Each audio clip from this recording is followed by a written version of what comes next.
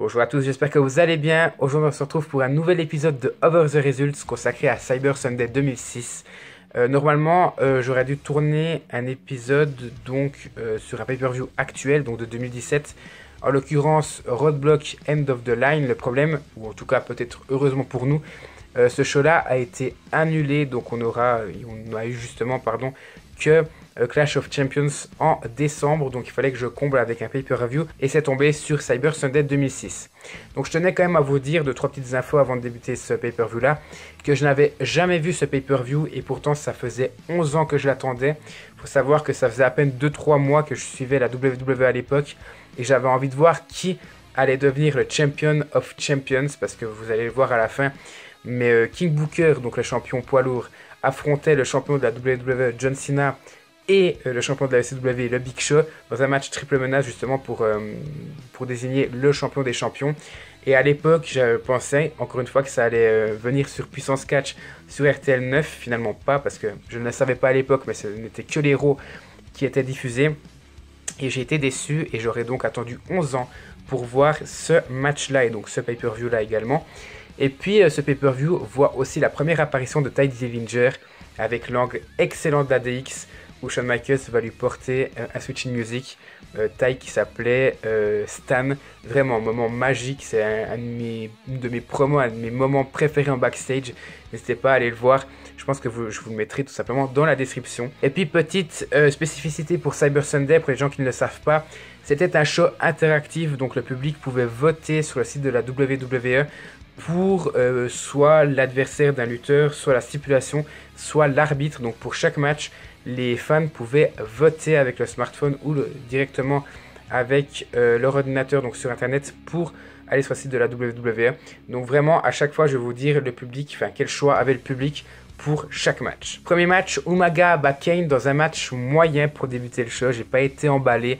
Donc le public avait le choix de l'adversaire de Umaga, donc entre Kane, Chris Benoit et le Sandman. Donc finalement le public choisira Kane à une très forte majorité. Le match il est moyen, mais il n'est pas forcément mauvais. Son gros problème c'est qu'il est trop lent et le public s'emmerde tout autant que moi. Donc voilà, ce sont des choses qui arrivent, mais c'est vrai qu'avec un opener comme ça donne pas envie de voir la suite.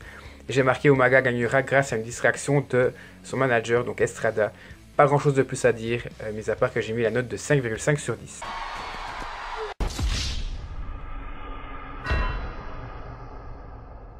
Deuxième match, Crime Time bat les Highlanders, Viscera et Charlias, et Lensked et Trevor Murdoch dans un Fatal 4-Way match qui n'avait absolument aucun enjeu.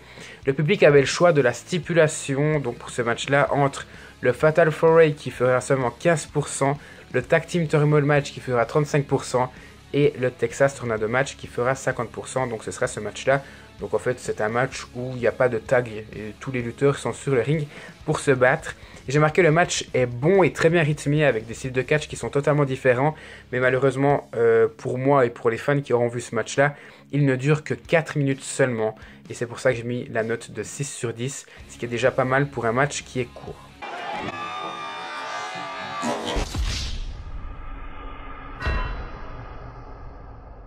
Troisième match, Jeff Hardy bat Carlito pour conserver son titre intercontinental.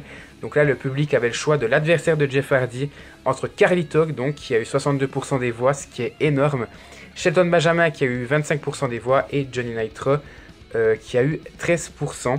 Et le match est plutôt bon, malgré un début de match plutôt lent. C'est un bon petit classique entre ces deux lutteurs. On aura aussi quelques années plus tard un excellent ladder match entre ces deux lutteurs. Mais celui-là, il vaut pas le ladder match, mais ça reste un bon match de milieu de carte selon moi. D'où ma note, un 7 sur 10.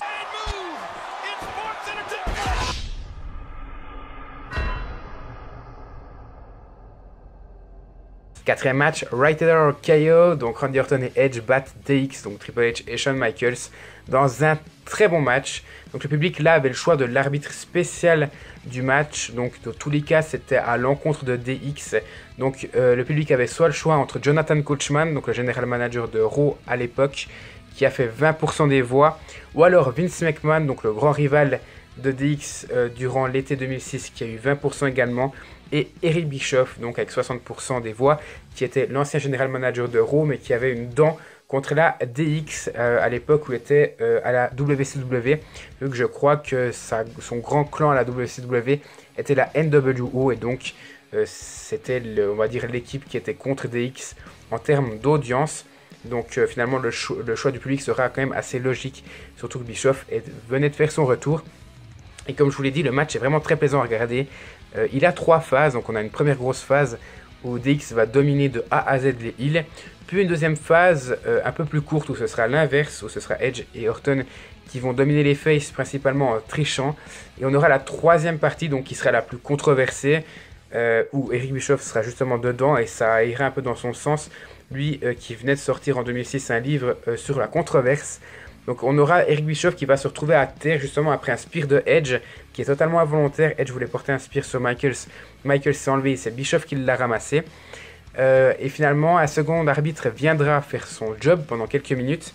Mais Bischoff reviendra en l'attaquant alors que le premier arbitre faisait le tomber pour DX. Et Shawn Michaels, en voyant la scène, il veut attaquer Eric Bischoff parce qu'il se dit mais putain on allait gagner. Et Eric Bischoff, il commence à faire sa pute. Donc il allait l'attaquer, mais il sera surpris par un coup de chaise de Edge, qui ne se fera pas disqualifier par Bischoff. Donc justement, Bischoff prendra parti Edge et Orton. Et Orton finira Triple H sur le ring après un RKO sur une chaise. Et Bischoff fera le tombé final, donc victoire des heels. Le match est bon, à mon sens, comme je l'ai dit, il est très plaisant à regarder. Mais je suis un petit peu, entre guillemets, déçu. Je vais faire mon gars difficile, mais je trouve que leur match à New Year's Revolution 2007 était bien meilleur. Et je trouve que c'est mieux de voir d'abord celui-là de Cyber Sunday, puis celui de New Year's Revolution 2007 que l'inverse, parce qu'on sera forcément un petit peu déçu. Et puis aussi à noter que Shawn Michaels baissera le pantalon de Edge au tout début du match, en voulant lui porter un petit paquet, donc en s'accrochant sur son pantalon, et on verra le cul de Edge pendant un bon moment. Bref, c'était la petite anecdote. Concernant ce match-là, j'ai mis la note de 9 sur 10, ce qui sera le meilleur match de la soirée.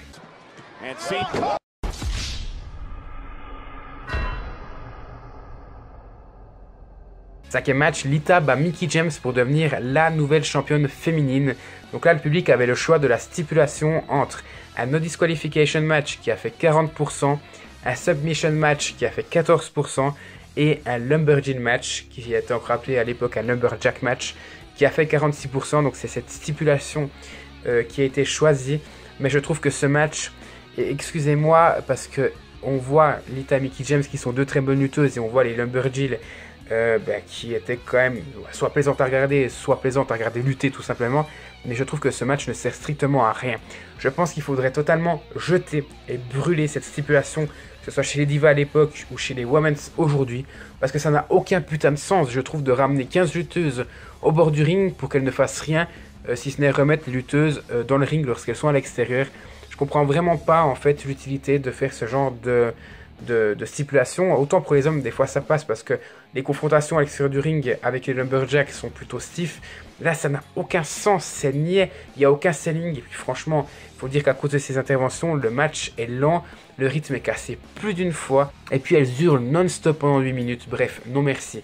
J'ai mis la note de 4 sur 10 pour ce match-là.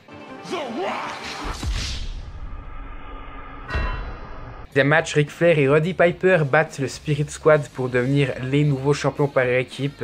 Donc là, le public avait le choix du partenaire de Ric Flair contre le Spirit Squad. Donc ils avaient le choix entre le Sergent Slaughter avec 19%, Dusty Rhodes qui aura fini avec 35% et donc Roddy Piper qui a fini avec 46%.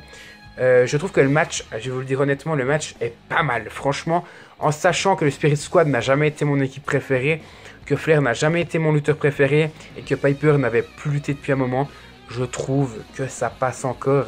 Et puis il faut dire, Piper avait été que champion intercontinental, je crois, dans sa carrière, et que c'est la première fois qu'il devenait champion par équipe.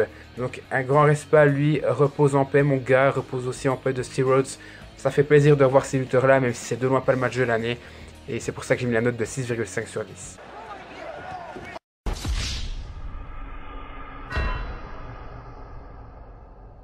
Et enfin on y arrive, le main event, Booker T bat John Cena et Big Show pour conserver son titre poids lourd. Donc vous l'aurez compris, le public là il avait le choix du titre qui allait être défendu, soit le titre de la WWE de John Cena donc, qui avait été plébiscité par le public à 12%, soit le titre de la ECW de Big Show à 21%, ou soit le titre poids lourd de King Booker donc qui a été choisi à une très large majorité avec 67%.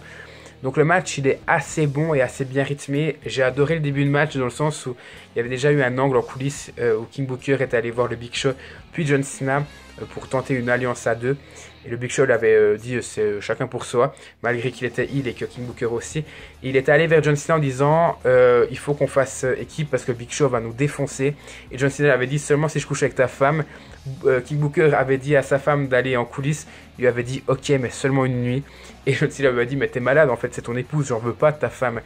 Et puis bref, au bout d'un moment, le match commence, donc on est sur le ring, le match commence, et Booker T va vers John Cena, le prendre dans ses bras pour lui dire il faut qu'on fasse alliance, mais John Cena n'acceptera bien sûr pas. Et puis, le finish voit John Cena porter un coup de pied sur une chaise qui finira dans la tête du Big Show, et il portera ensuite un You Can See Me il voudra en fait porter un You Can See Me sur King Booker, mais Sharmell tentera d'intervenir en vain, car John Cena lui portera un double A. Finalement, John Cena portera un STF sur King Booker, mais là, grande surprise, Kevin Federline, donc l'ancien mari de Britney Spears, donc il y avait eu un immense angle avec Umaga, Johnny Nitro et Kevin Federline contre John Cena plus tard, ou je sais plus c'était plus tôt, mais je crois que c'était après Cyber Sunday, qui interviendra donc pour porter un coup de ceinture à John Cena. King Booker profitera de la distraction justement de Kevin Federline pour porter un autre coup de ceinture dans la tête de John Cena pour la victoire. Et donc, il conservera son titre poids lourd de cette manière. Vraiment, je trouve que ce match est vraiment bon. Le seul défaut pour moi, c'est le Big Show qu'on verra quasiment pas durant tout le match. C'est ma seule petite déception. J'aurais voulu le voir dominer un peu plus parce qu'il a dominé les 5 premières minutes et le match dure 22 minutes. Et le reste du temps, on ne le verra pas. Il sera sonné pendant plusieurs minutes à l'extérieur du ring, mais le match est plutôt bon. Finalement, ça aura valu le coup d'attendre 11 ans, même si encore une fois, c'est pas le match de l'année. J'ai mis la note de 8,5 pour ce match-là.